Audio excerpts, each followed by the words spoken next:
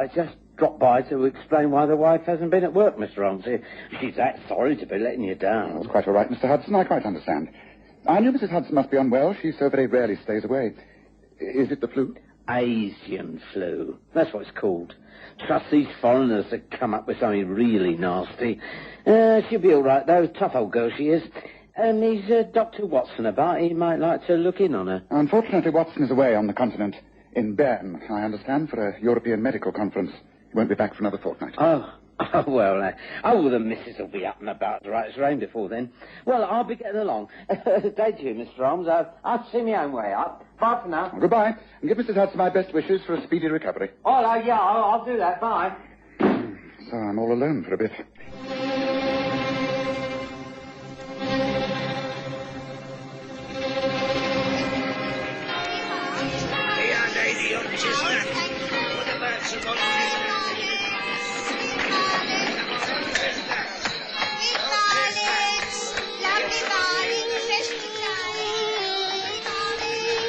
We present the Stories of Sherlock Holmes.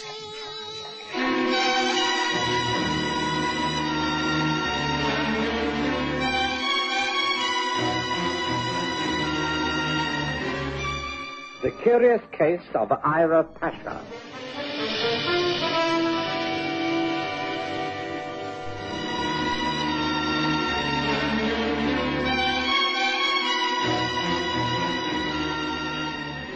Almost all the cases of Mr. Sherlock Holmes have been chronicled by my husband, Dr. John Watson.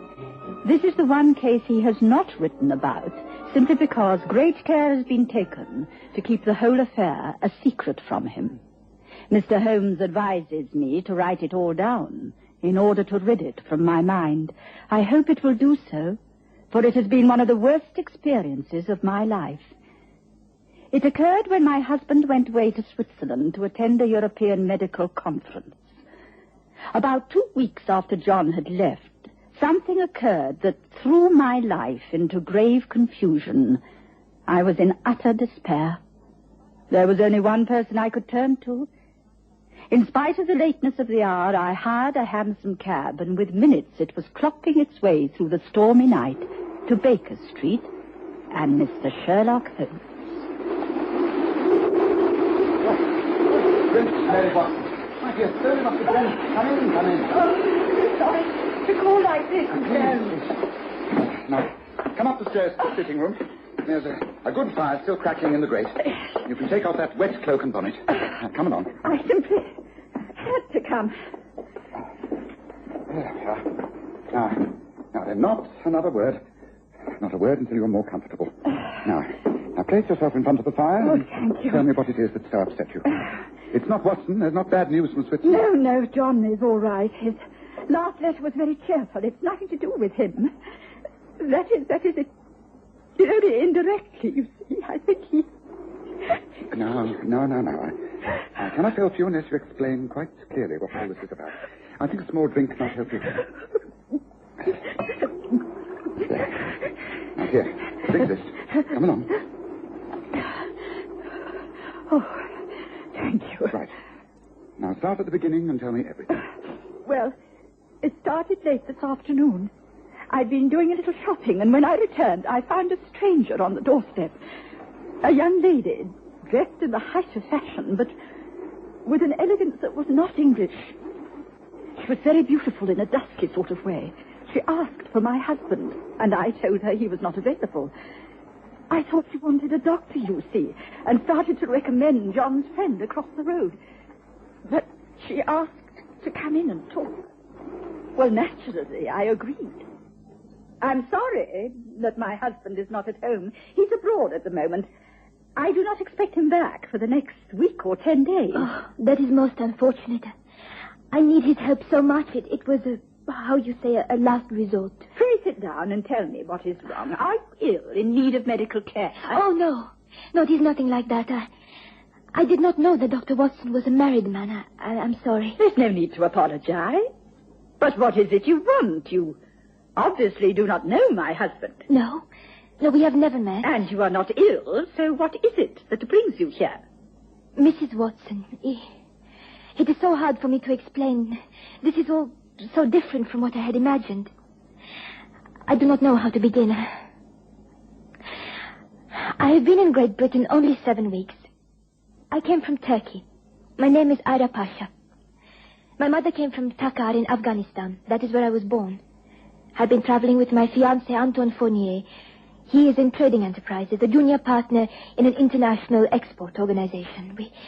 We stay at the Bedford Hotel, Bailey Street. This should be the prelude to our marriage and the start of our honeymoon. But unless I can produce £1,000 within the next 2 days, it will all end in tragedy. £1,000? But I don't understand. Why should you need such a vast sum of money? It is Anton. He has to pay the money to a man named Grigor Harat within 2 days, or he will be ruined. He owes this money and cannot pay it back? But what about his firm, his partner? No, you do not understand. And I express myself so poorly. Anton, he does not owe the money. He's being forced to pay it. He is being blackmailed. What? Blackmailed? By the man Grigor Harat? Well, can he not go to the police? Oh, no. You see, there were stolen goods brought into this country by Anton without him knowing. But the man, he has the evidence to say that Anton was guilty. He will not hand over the evidence if he's not paid £1,000. If he does not get the money, then he exposes Anton's crime. Oh, dear. Well, I am most dreadfully sorry for you, but I cannot see any way I can help, and forgive me for asking, but why do you seek out my husband? He's unknown to you, just a name. He's simply a struggling London doctor.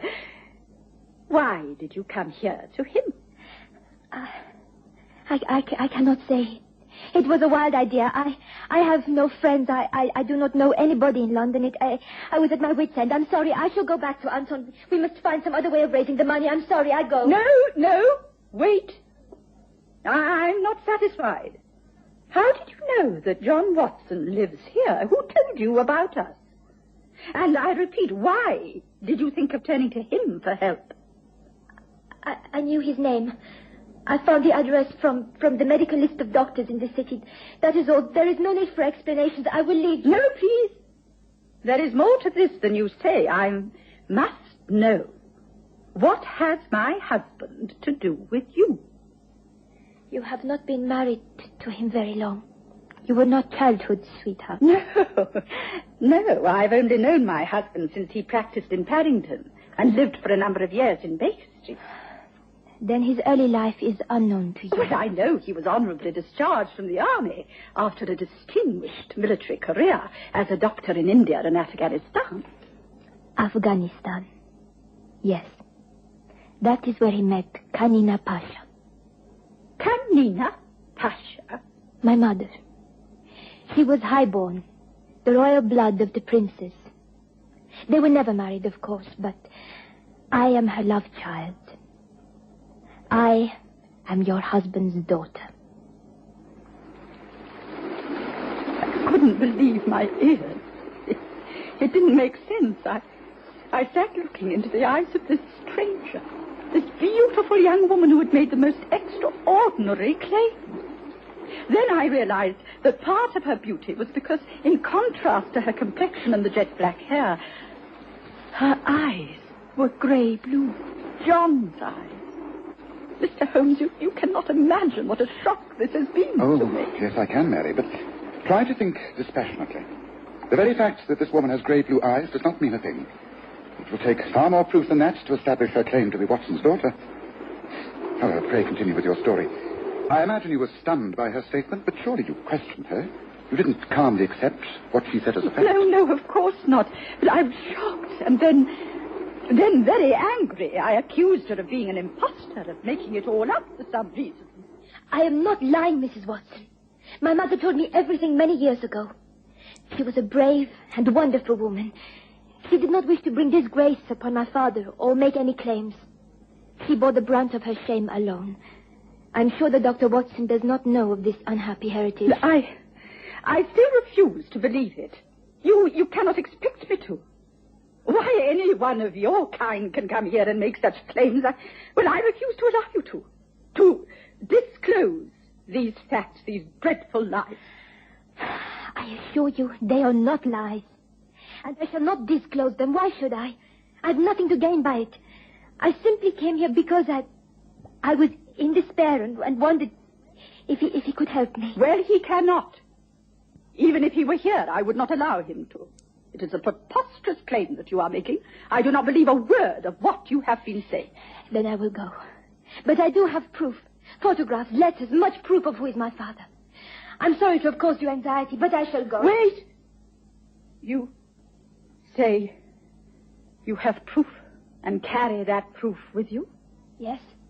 Well, not here, of course, but amongst my luggage. I'm sorry we've met in these unhappy circumstances. One moment. If I am able to help you, how do we get in touch? Through the hotel. The Bedford Hotel.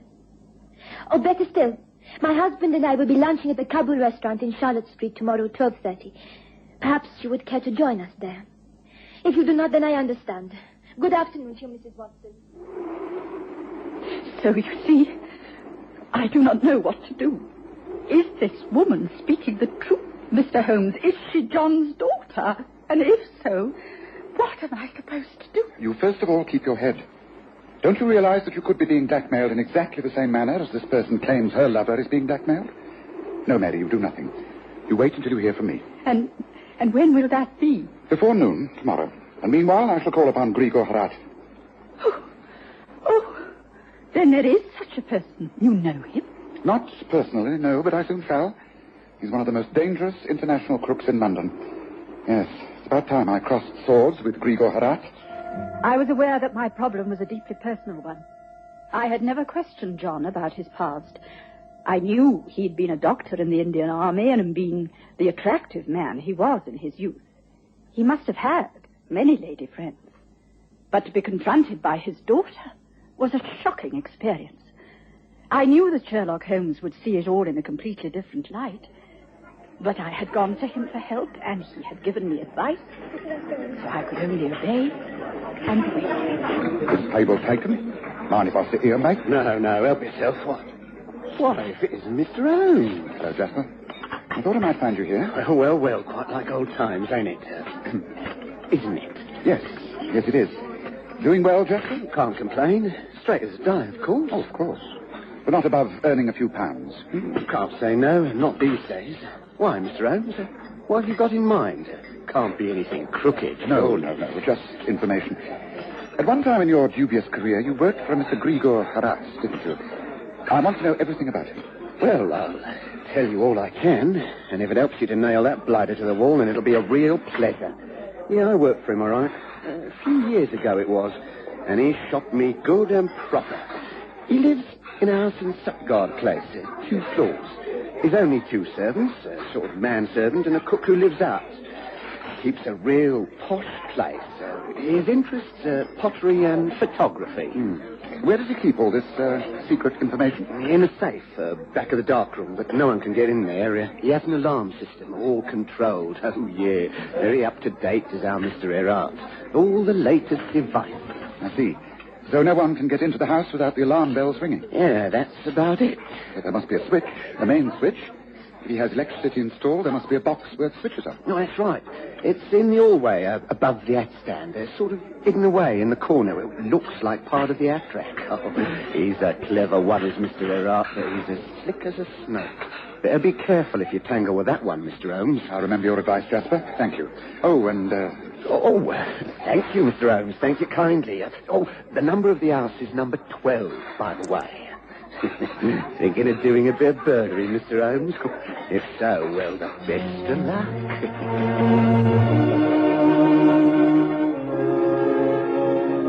I spent a troubled night and woke tired and strained. I waited anxiously for news from Sherlock Holmes. He was the most dependable man, and sure enough, just before 12 o'clock, the doorbell rang. He was there with a carriage waiting and drove me to the Kabul restaurant in Charlotte Street. By this time, I wondered if it had been a dream, if Ira Pasha did exist, if there was a friend called Anton Fournier. I rather hoped there wasn't.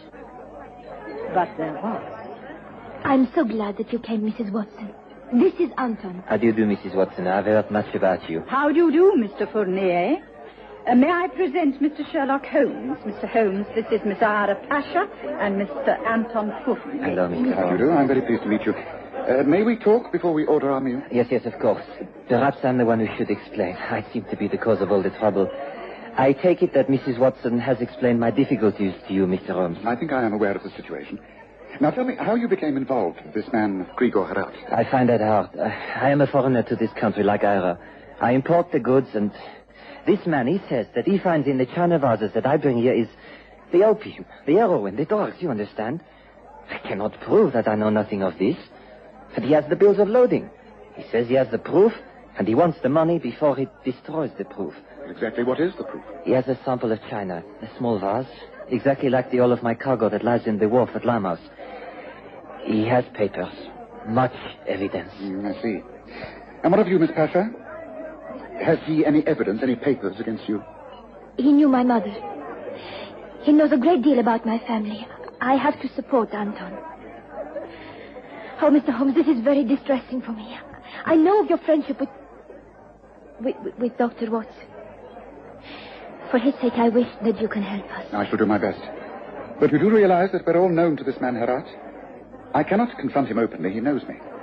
And I should be unable to negotiate in any way. Both of you are known to him, and so there is only one person who can help us. And that is you, Mary. Me? But what can I do? Anton will give you a sample of his chinaware. You will go to number 12, Sutgard Place, and offer it to Mr. Grigor Harat. You will talk knowledgeably about the china and porcelain, and then you will contrive to find the alarm switch. It must be perfectly planned. You are capable of doing this, for everyone's sake. Now listen most carefully, for it all depends upon you, Mary. And so you bring me this example, and you say it is for sale. How much do you want, madame? £500. It is worth more than that. Surely you are able to value it more accurately. Well, I know that it is of the continental kind. It is a product of the Vincennes period. See, the base is marked with 2 swords and the letter A. It is of the year 1753. Yes, that is true. How knowledgeable you are. You say these things as though you have just learned them. Have you just learned them, Mrs. Watson? I beg your pardon? You surely did not think that I would be taken in by this obvious pretense. The girl, Ira Pasha, she goes to you, and she says that she is your husband's daughter. You believe her, and her lover, the man Anton, gives you this china vase. Why did you come here, Mrs. Watson? Did you think you could trick me? I am Grigor Harat, and I know more of what goes on in London society than any man alive. Well, what sort of bargain shall we make? You wish me to give you proof that your husband is not the father of that young lady? Why surprise you, do I not? I seem to know everything. I came here because I thought you would wish to buy the vase. I don't know what you are talking about. If you do not wish to do business, then with your permission, I shall leave. But of course, you may leave immediately. I am a gentleman. I do not cause trouble with the married men. Permit me. Here, take the vase. Tell Anton Fournier that my bargain remains good. I want the money. He knows the amount. I want it by tonight. Otherwise, I shall expose him. And the young lady who says she is your husband's daughter. You may leave now. Very well. I shall go. You have won, Mr. Harat. I acknowledge that. It has been a great pleasure, madame. This way. Before I go, there is one thing, one very important thing that I wish to know, and that is, have you proof that this Ira Pasha is the daughter of... You are very concerned about that, are you not, my dear lady? But it never pays to delve into the past. I only asked because... I'm afraid that all the emotion is too much. I grow faint and... Madame. Typical of a woman, fainted away. Well, lie there. A little brandy will revive you. And from now on, nothing will alter my plans.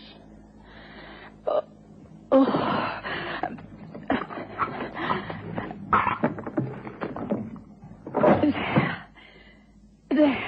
Here you are. Pasha, drink this down and get out of my house. Come on, Mrs. Watson. You have failed in whatever you wish to achieve. Drink. Thank you. I will go now.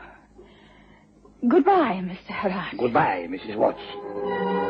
I had done all I came to do. I had managed to deceive this man to the extent that he left me alone in the hall, where I pulled down the alarm switch. I believed he had not noticed, and all I could do was wait. I knew that Sherlock Holmes would have calculated everything to the nearest second. Come, Anton. This is the way. The windows will not be barred. The alarm is off. Come, gently now.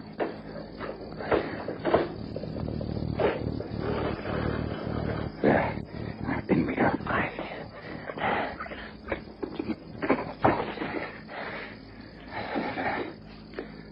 The dark room is across the hall.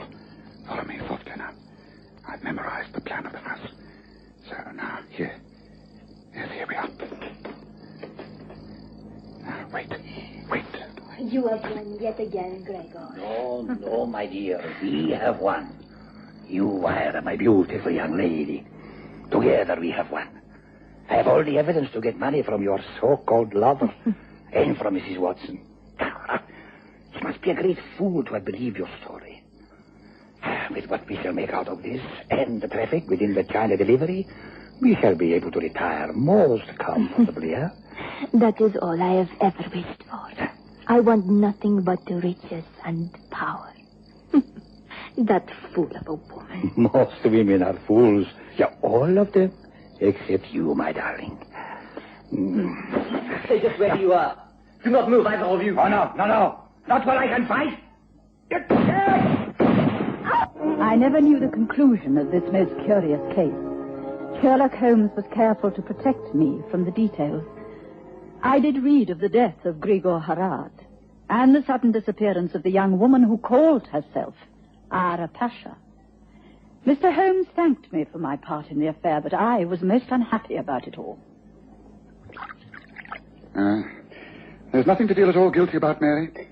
You've seen the death of a monstrous man.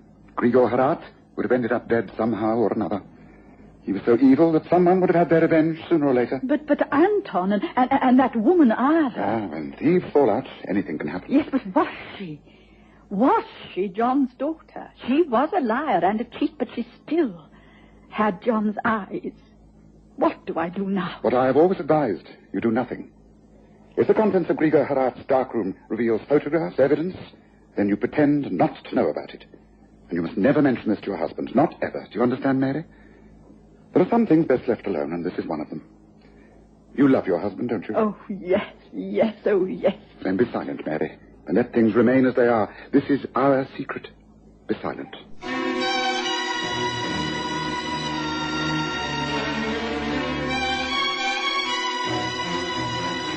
Listen again next Sunday to The Stories of Sherlock Holmes, with Graham Armitage as Holmes and Kerry Jordan as Dr. Watson.